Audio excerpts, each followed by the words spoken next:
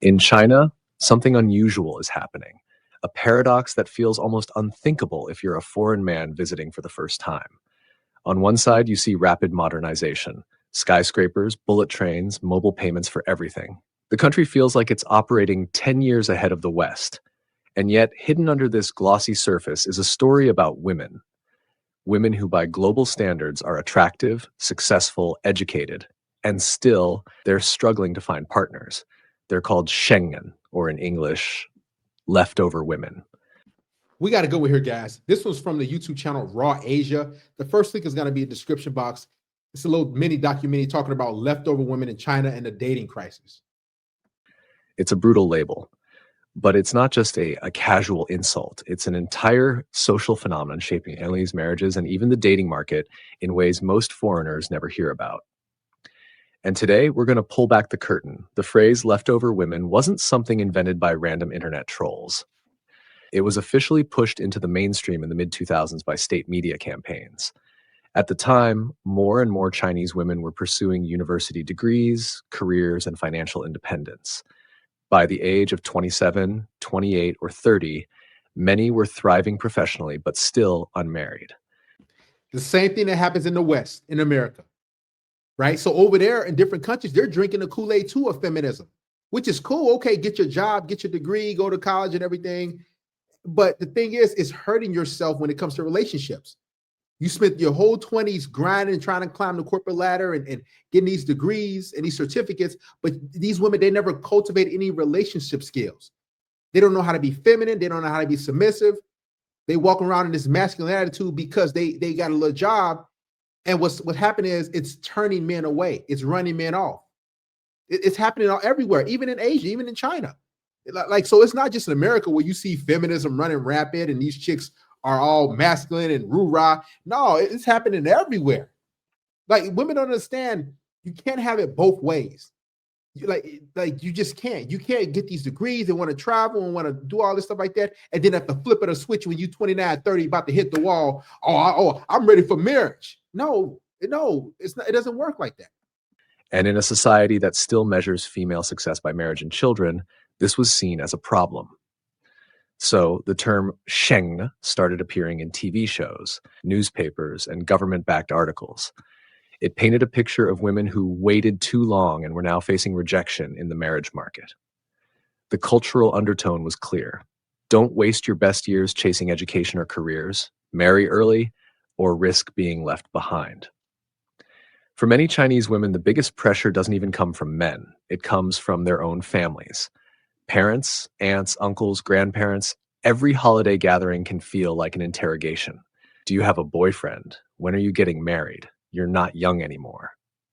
In a country where family lineage is still deeply valued, the urgency is real. Parents worry about becoming grandparents. They worry about losing face if their daughter is still single after 30. Some even take extreme measures, like going to marriage markets in public parks, where parents gather with paper resumes of their children. That's crazy. Think about that. These families, moms and dads, grandma, grandpa, they're hunting for a man for their daughter, for their granddaughter. It's crazy that like they take it. That's a big deal over there. You listen, when you approaching 30 or past 30, you ain't coupled up with somebody, you ain't married. That's a huge red flag overseas in a lot of different countries. But it seems like America, it's like it's praised.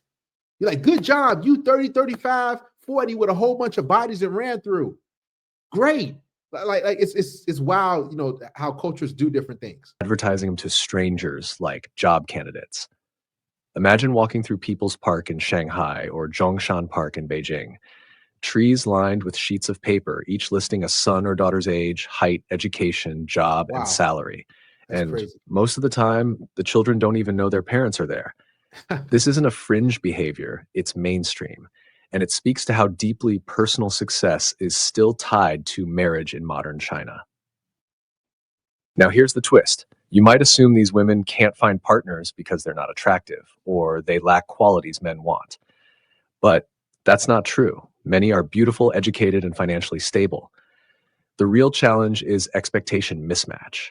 A Yep, woman with a degree, a strong career, and an income often looks for a man who matches or exceeds her level. exactly. But in China, this creates a bottleneck.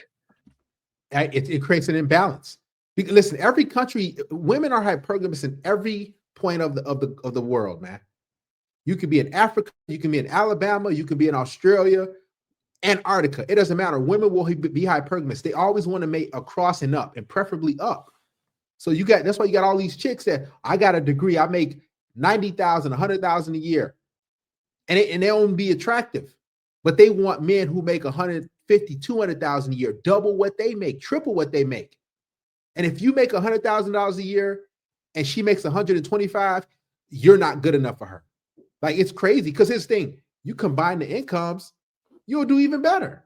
You hear a lot of women talk about no 50-50 in America. I like it's wild how hypergamy is. It's on steroids, and it's in steroids in China. Because men with equal or higher status often prefer younger women, Yep. typically in their early 20s. Uh-huh. It's not about romance, it's about cultural tradition. The idea that a younger wife is more pure, more fertile, and easier to mold into family life. So Yep. even though these women are objectively excellent partners by global standards, they get squeezed out of the dating market. Men go younger, women look for equals or betters, and somewhere in between, nobody meets in the middle. Here's where it gets even darker. China has one of the most imbalanced gender ratios in the world. Thanks to decades of the one-child policy and a cultural preference for boys, there are now millions more men than women.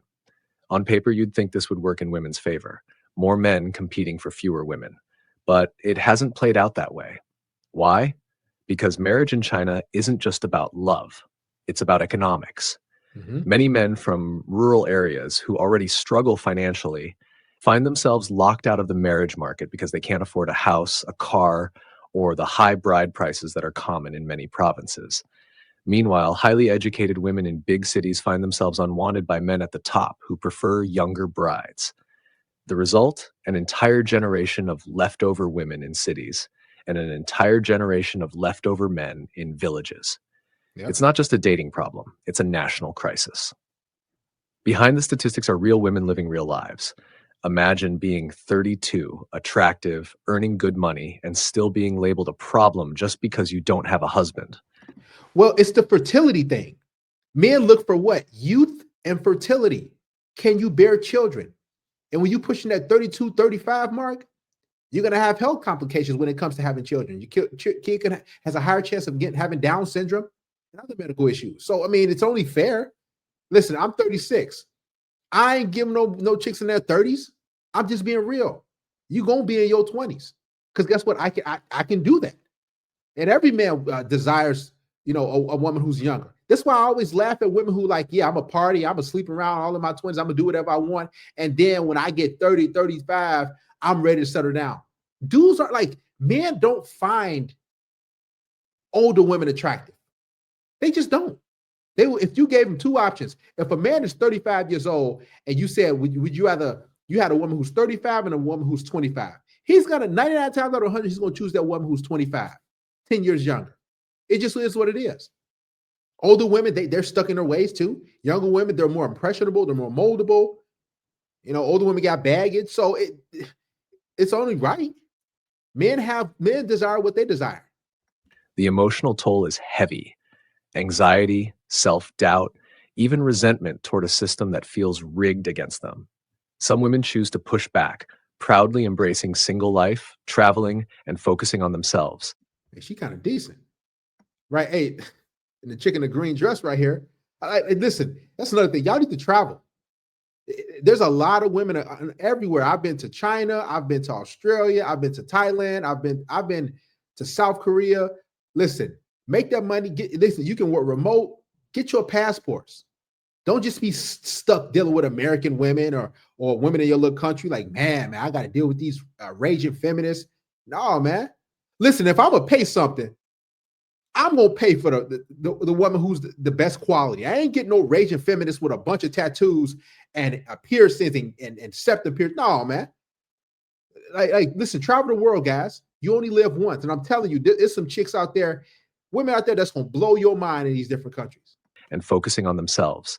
But many still feel trapped between personal freedom and social judgment. And this is where foreign men sometimes step into the picture, because a foreigner usually doesn't carry the same cultural baggage. He's less concerned about her age, less focused on whether she owns a house or if her prime years have passed. For some leftover women, dating a foreigner feels like an escape from a suffocating system. But let's be clear, that doesn't mean every leftover woman wants a foreign boyfriend. Many don't. Yet the attraction is understandable. This phenomenon isn't just about dating. It's about how China's modernization has created new freedoms for women, but hasn't erased old expectations. Women can now pursue education, careers, and independence like never before. But the marriage market is still operating on traditional rules. The clash between old and new values has created a whole generation of women stuck in the middle, successful on paper, but judged as failures in love. And in that clash, you see the future of China's social fabric, a society caught between progress and tradition, between modern choices and ancient pressures. So, what does this mean for you as a foreigner? First, it's a reminder that dating in China is layered with cultural dynamics you might not see on the surface. If you meet a woman in her late 20s or early 30s, she may already be carrying enormous family pressure. Second, it's a lesson in empathy. Labels like leftover sound harsh, but they're real. They shape how women are seen and how they see themselves. What about when women call us brokey? Oh, you're broke. Like, here's the thing: men have expectations too. I don't think women understand this and accept that men want certain things. We don't just listen. We want youth and fertility and submission, fit, feminine, and friendly. Just like women don't. Women want a tall, attractive, successful, wealthy man. Those type of men have their wants too. But women don't like to accept the fact that we like younger, attractive, fertile women. It is what it is. We will always like that. So a lot of times they try to force this stuff on us. Like, why don't you, like, you're a predator? You want a woman who's 10 years younger than you? Absolutely. And every day of the week. Labels like leftover sound harsh, but they're real. They shape how women are seen and how they see themselves.